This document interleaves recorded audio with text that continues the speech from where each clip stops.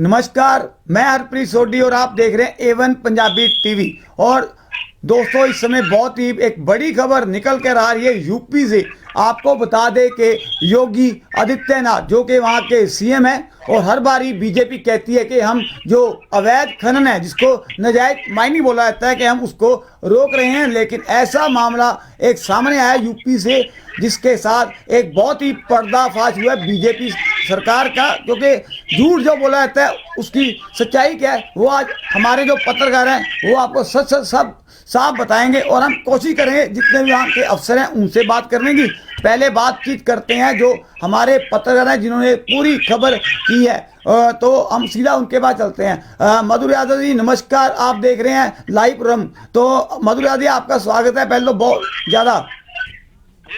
बहुत बहुत धन्यवाद जी। मधुर यादव जी, ये जो नजायज माइनिंग का मामला आ गया है, और इसके बारे में क्या बताएंगे, कहाँ हो रही है, क्या सब पूरा मामला है ये?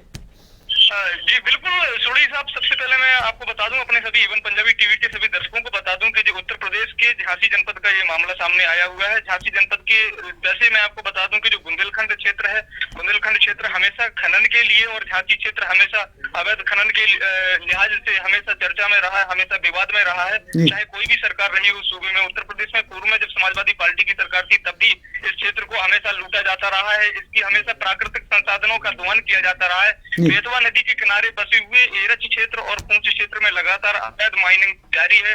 और चाहे अगर हम बात कर लें जिला खान अधिकारी जो भूपेंद्र सिंह झांसी जनपद में जिला खान अधिकारी है, माइनिंग ऑफिसर है, उनकी बराबर मिली भगत के अनुसार इस पूरे कार्य को अंजाम दिया जा रहा है। वहीं पुलिस अधिकारियों की अगर हम बात करें तो जो एसएसपी है झांसी के, वो माननीय राजेश एस साहब है, जिनकी पुलिस लगातार मुख्य दर्शक बनी हुई है पुंछ थाना है पुलिस की। वहीं पर अरुण कुमार तिवारी जो वहाँ एसएचओ बनाए गए हैं पुंछ थाना प्रभारी के तौर पर। लेकिन पूरी तरह से आंख में धूल झोंके हुए हैं, और एक प्रकार से मिली भगत कहीं ना कहीं शासन और प्रशासन की वहाँ पर समझ में आती है। लगातार दिन और रात फॉकलैंड मशीनें चलाई जा रही हैं, गहरे गहरे अवैध गड्ढे किए जा रहे हैं, और यहाँ तक कि बेतवा नदी पर जोड़ने वाला जो पुल है, जो एरच और पूंछ के संपर्क मार्ग को जोड़ता है, पुल के जस्ट नीचे से ही माइनिंग का काम किया जा रहा है। यानी कि आप कह सकते हैं कि सड़क मार्ग को और राजमार्ग को पूरी तरह से नुकसान पहुंचाने का एक जो कार्य है वो किया जा रहा है। एनजीटी नियमों की धज्जियां उड़ाई जा रही हैं, प्राकृतिक संसाधनों का साफ तौर पर दोहन हो रहा है। और वहीं अगर हम बात कर लें इस खनन माफिया के बारे में, तो खनन माफिया का नाम सामने निकल करके आता है कृष्णाकांत तिवारी और मुकेश उपाध्याय का नाम है, जिनके बारे में शिकायत की गई है शिकायतकर्ता के द्वारा। और सीधे तौर पर A1 पंजाबी टीवी के साथ में शिकायतकर्ता इस समय पर हेमंत सिंह राजपूत हमारे साथ में जुड़े हुए हैं। आप सीधे बातचीत कर सकते हैं डायरेक्ट शिकायतकर्ता के तहत। Hemant Singh Rajput, over to you Sodhi साहब। हाँ जी सर, नमस्कार सर। नमस्कार हेमंत जी, आपका पहले तो बहुत बहुत शुक्रिया कि जो आपने इतना बड़ा है ना रिस्क लिया है, क्योंकि वहाँ पे बीजेपी की गवर्नमेंट है और योगी आदित्यनाथ जो कि बड़े बड़े दावे करते आ रहे हैं कि हमने इसको नजायज माइनिंग बोलते हैं कि हम माइनिंग रोक रहे हैं, और आपने रिस्क लिया। इसलिए बोल रहा हूँ क्योंकि बीजेपी के गवर्नमेंट के आप खिलाफ बोल रहे हैं, तो आपने कहीं ना कहीं बहुत बड़ी है ना बहादुरी वाला काम किया है। जो ये जो माइनिंग हो रही है किस प्रकार से हो रही है, बताइए हमारे दर्शकों को।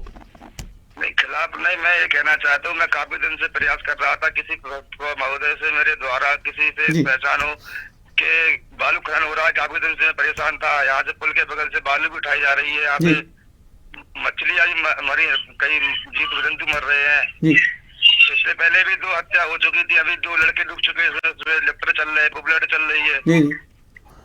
और मैंने आपकी वीडियो देखी है जिसमें वो पुल के नीचे ना वो सड़क सारी खत्म हो चुकी है, और नदी में से है ना वो रेता और यानी कि मिट्टी निकाली जा रही है। और जैसे आपने बोला 2 हत्याएं हो चुकी हैं, तो इसके बारे में आपने किसी अधिकारी से या पुलिस अधिकारी से बात नहीं की?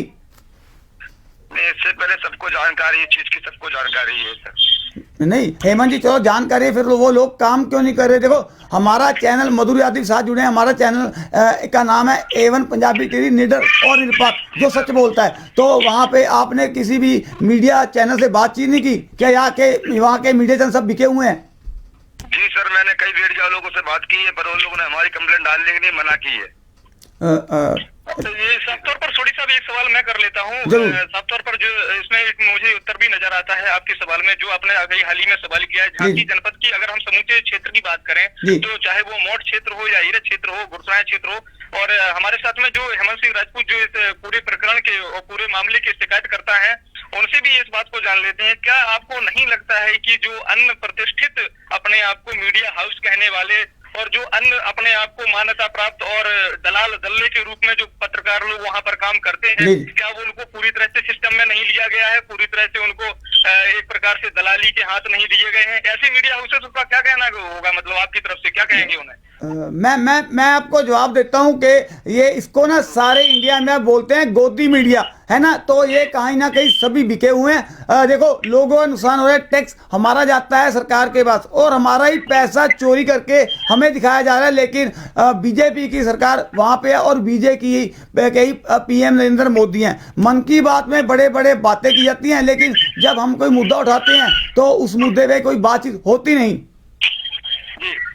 मैं हेमंत राजपूत जी से थोड़ा सा सवाल लेना चाहता हूं कि मौठ हीरज गुरसराय जो नजदीकी आपके मीडिया लोग हैं, जो नजदीकी आपके पत्रकार हैं, उनका क्या कहना है इस मामले में? क्या वो इस मामले को उठाते हैं, ऐसे ज्वलनशील मुद्दे को? उन लोगों को सब पता है, सब पुल से निकल रहे हैं, सब लोग देखते जाते हैं सर। रोड पे मैं रोड से ही दिखता है पुल, सब लोग को दिखता है, किसको क्या बोले? तो तैयारी नहीं होता है निकालने के लिए। आप उनको क्या कहना चाहेंगे? एक तरफ एवन पंजाबी टीवी है जो लगातार ऐसे मामलों को, ज्वलनशील मुद्दों को लगातार उठाता रहता है, निरपेक्ष और निडर चैनल एक भारत देश का, और दूसरी तरफ ऐसे दलाल मीडिया, इनको क्या कहना चाहेंगे आप ऐसे लोगों को? इस लोगों को तो गलत होना चाहिए, लोग गलत कर रहे हैं लोग तो। नहीं मधुर यादव जी, देखो जो चुनाव है वो सिर पे है पंजाब में। चलो हो रहा है, नहीं होना चाहिए। नहीं हो रहा है, शरेआम हो रहा है। मैंने अभी एसएसपी साहब झांसी को फोन लगाया मधुर जी, लेकिन उन्होंने रुकना चाहिए सर, उन्होंने फोन उठाया नहीं। मैं दोबारा कोशिश करूंगा फिर। सर सरकार ये कैसे बंद होगा धंधा? जी साफ तौर पर बिल्कुल। अभी मेरी जैसे सुबह बात हुई पर माइनिंग ऑफिसर जो है भूपेंद्र सिंह जी से, अभी हमारी जिला अधिकारी जो जिला खान अधिकारी झांसी हैं, उनसे मेरी लगातार बात हुई मॉर्निंग में। तो उनको काफी गुस्सा आ गया और उन्होंने कहा कि जी ऐसे कैसे आपने जो है खबर आप उसको फॉलो कर रहे हैं, पहले हमारा क्षेत्र है, हम उस खबर को जान लेंगे, बाद में आप जो है उस चैनल को चलाइए। मैंने कहा जी आप कॉल पर आ जाइए। उन्होंने भी कॉल उठाने से और हमारे चैनल के साथ जुड़ने से मना किया। बाद में एसएसपी महोदय जो राजेश एस हैं झांसी के एसएसपी, उनसे भी लगातार हमारा एवन पंजाबी टीवी चैनल का इनपुट विभाग लगातार संपर्क कर रहा है, जैसा कि आप बता रहे हैं। लेकिन बावजूद इसके, चूंकि वो एक अधिकारी हैं और वो इस मामले से कहीं ना कहीं किनारा काट रहे हैं, लगता है उनको कि उत्तर प्रदेश की सरकार जो है उसकी छवि पर असर हो सकता है उनके इस कार्य से। पूरा कहीं ना कहीं पूरा झांसी जनपद का सिस्टम पूरी तरह से बिका हुआ है, पूरी तरीके से। और जो मीडिया के जो लोग हैं, जो अपने आप को कुछ पत्रकार बोलते हैं, पत्रकार के नाम पे जो धब्बा है, एक बहुत बड़ी शर्म का विषय है कि ऐसे लोगों की वजह से वास्तविक पत्रकारों का जो तंत्र है वो पूरी तरह से फेल हो जाता है और मीडिया का एक बहुत बड़ा नाम जो है वो खराब होता है। जी सोडी सर। पर यादव जी, चलो मैं मानता हूँ कि मीडिया डरता है, बिका हुआ है, तो जो है ना इनकी एंटी पार्टी, देखो समाजवादी पार्टी का बहुत बड़ा रुतबा है मुलायम सिंह यादव का, तो वो जो मंत्री हैं, चाहे साहब हैं, जो अब है ना एमएलए वगैरह या एमपी नहीं है, वो इस मुद्दे पे कोई बात करता है या करना ही चाहता? जी बिल्कुल। देखिए मुझे आपको और बात बता दूं, अंजुम रहबर साहब एक बहुत अच्छी शायरा हुई हैं और उनका एक शेर याद आता है कि जिनके आंगन में अमीरी का सजर लगता है, जी सोडी साहब, जी जिनके आंगन में अमीरी का सजर लगता है, उनका हर ऐब जमाने को हुनर लगता है। तो साफ तौर पर जो आज विपक्ष बना हुआ है उत्तर प्रदेश में, खास तौर पर आपने देखा होगा कि केंद्रीय स्तर की अगर हम बात कर लें तो 143 सांसदों को जब निकाल करके बातचीत हो सकती है संसद भवन में, तो ये तो सिर्फ अकेला उत्तर प्रदेश है। साफ तौर पर आज जो हालत बनी हुए हैं खनन को लेकर के, माइनिंग को लेकर के, एरच और पूंछ क्षेत्र के थाना क्षेत्रों में। एक मिनट यादव जी एक मिनट, एसएसपी लाइन पे आ गए हैं, वो थोड़ा अफसर साहिबान के बाद समय कम होता है, मैं बात करता हूँ। एसएसपी साहब नमस्कार। सर मैं हरप्रीत सोडी बोल रहा हूँ पटियाला से, एवन पंजाबी न्यूज चैनल से। सर मैं एक आपसे ना जानकारी लेना चाहता हूँ कि आपके यहाँ झांसी के जनपद में शरेआम नजायज माइनिंग हो रही है, लेकिन हमारे साथ पत्रकार भी लाइन पे हैं, उनसे बात करेंगे। हाँ जी मधुर यादव, जैसे आपने बोला था उन्होंने कोई बहाना मार के फोन कट कर दिया, इसकी रिकॉर्डिंग हो गई है। तो मधुर यादव जी जब आप बात करने आते तो आपके साथ भी ऐसा होता है जो मेरे साथ भी लाइव में हुआ है? जी बिल्कुल। साफ तौर पर जो भी अधिकारी हैं, चाहे एसएसपी साहब हो या फिर मैं आपको बता दूं कि जो माइनिंग ऑफिसर हैं भूपेंद्र सिंह जी, पूरी तरह से बिल्कुल इस मामले को कहीं ना कहीं सुनना ही नहीं चाहते हैं।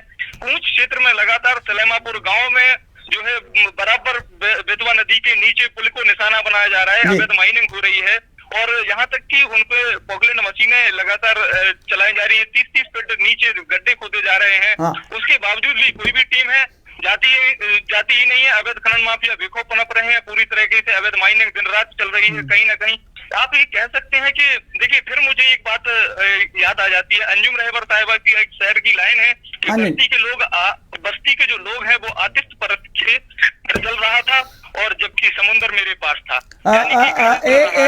एक बड़ा मधुर यादव जी, एक बड़ा सवाल उठता है कि है ना, हेमंत जी ने बताया कि वहाँ पे 2-3 है ना मौतें हो चुकी हैं, तो यानी कि कहीं ना कहीं सरकार है ना हम पूरे इंडिया के नौजवानों की जिंदगी से खिलवाड़ नहीं कर रही।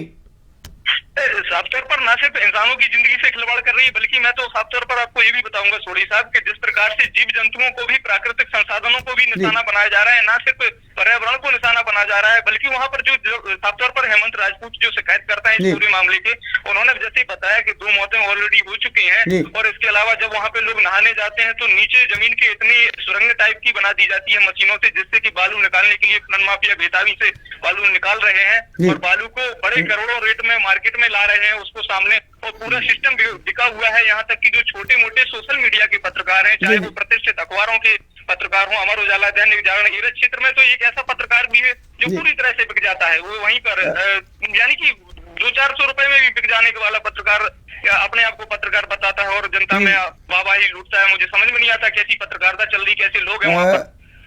इसका तो फिर यही देखो साफ नजर आता है जो दिख रहा है आपकी बातों से। और है ना, जो फोन नहीं उठाया गया, एसपी साहब ने बोल दिया मैं किसी और डिपार्टमेंट से हूँ, रिकॉर्डिंग है मेरे पास। तो जो हमारे मंत्री हैं ना, वो जो बड़े है ना तगड़े व्यक्ति होते हैं, अच्छे पैसे वाले, जो मायने का काम करते हैं, तो इसका मतलब जो मिली भुगत साफ नजर आती है और उनको भारत के यानी कि लोगों से कोई लेना देना नहीं। हाँ मानता हूँ, जब इलेक्शन आते हैं तो वही योगी आदित्यनाथ और वही मोदी साहब घर घर में है ना अपनी बातें करने बड़े बड़े वादे करते हैं। आज वो वादे कहाँ पे गए?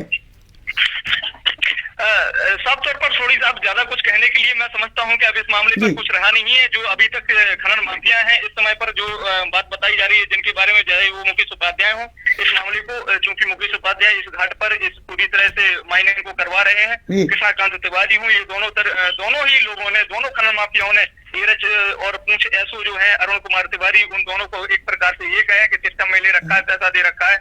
पुलिस सिस्टम, पूरा पुलिस महकमा एक तरह से बिका हुआ है। हाँ, एक बात जरूरी कहना चाहूंगा कि जो लोग पूरी तरह से बिक जाते हैं सिस्टम में होकर के, प्रशासन का सदस्य होने के बाद भी बिक जाते हैं चंद पैसों के लिए, वो अपने आप को कभी भी गलत नहीं मानते हैं, अपने आप को कभी भी अपराधी नहीं मानते। लेकिन हाँ, ये बात जरूर है कि अगर हम और आप इस सामाजिक मुद्दे को और देश हित में इस मुद्दे को जो हम चला रहे हैं, हो सकता है कि भविष्य में हम और आप कभी ऐसे ही लोगों की नजर में अपराधी या अपराध करना इनकी नजर में हो सकता है कि हमने बहुत बड़ा अपराध कर दिया, जबकि अपराध ऑलरेडी ये लोग कर रहे हैं जो देश को खोखला करने में लगे हुए हैं।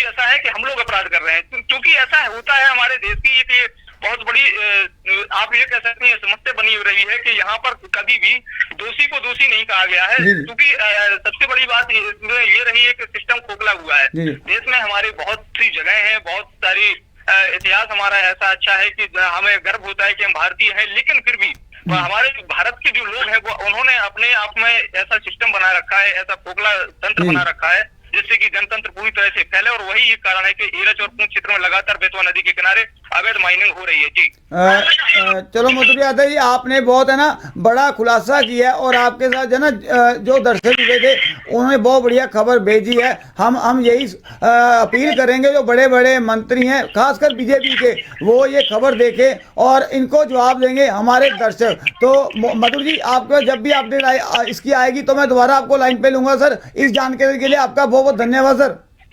शुक्रिया।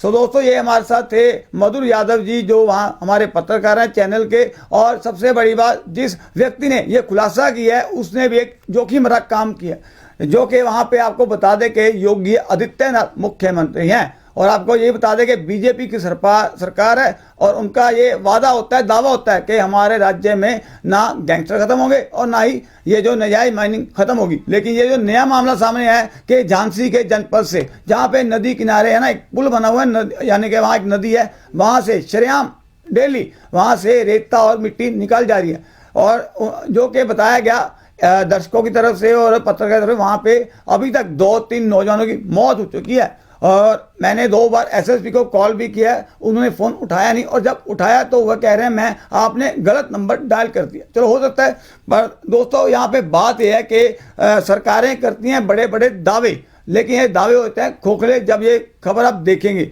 तो हम ये चाहते हैं कि जो ये वहाँ पे न्याय माइनिंग हो रही है उसको रोका जाए। रोकेंगे दोस्तों आप कैसे रोकेंगे? इसको लाइक, शेयर और कमेंट और ज़्यादा से ज़्यादा शेयर करें, ताकि वो जो मंत्री आंखें और कान बांध करके कान ना सोए पड़ रखे हैं उनको कमेंट करिए और उनको पता लगे कि हमारे राज्य में क्या कुछ हो रहा है। तो हमारे सभी दर्शकों को अपील है कि जगाना आपने है, कैसे जगाएंगे वो आपके ऊपर निर्भर करता है। ये यूपी की न्याय माइनिंग की आज तक दी बड़ी अपडेट, और जो बड़े बड़े चैनल नहीं चलाते ये खबर उनको सामने आ रही है, क्योंकि मीडिया का नाम बदनाम हो रहा है। तो ये दोस्तों थी अपडेट। जब भी यहाँ की कोई अपडेट आएगी तो मैं आपके सामने फिर हाजिर हूँगा। तब तक मुझे दें इजाज़त और आप देखते रहें एवं पंजाबी टीवी। धन्यवाद आप सभी का।